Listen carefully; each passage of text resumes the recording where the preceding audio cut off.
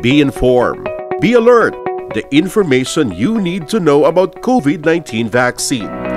Right here, right now, on The Vax.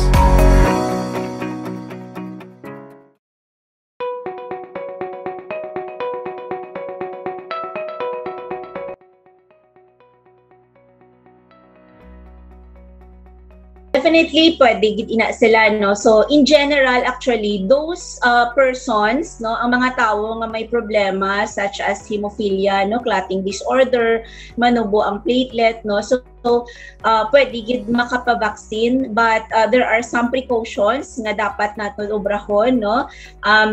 Kalabanan, Actually, I have received na full 2 doses of vaccination, and I have seen, nakita ako gamay lang man gid, no, gauge 23 to 27 guro ang needle. So hindi na siya, very low ang risk nga makakos gid sang bleeding.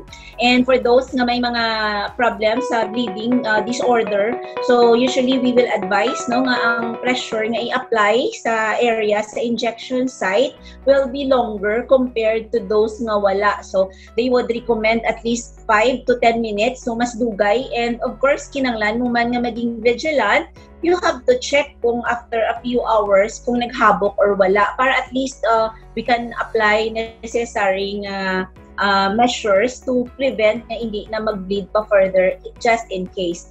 In cases of those who have hemophilia and thrombocytopenia, manubo ang platelet, kasi pag manubo ang platelet, high risk ang patient sa bleeding. So I would really suggest nga makig-angot gid anay sa ilang nga doktor, kasi there will be preparation, kag may mga baseline labs na dapat tantawon sa ila, and i-assess sila for the risk of bleeding.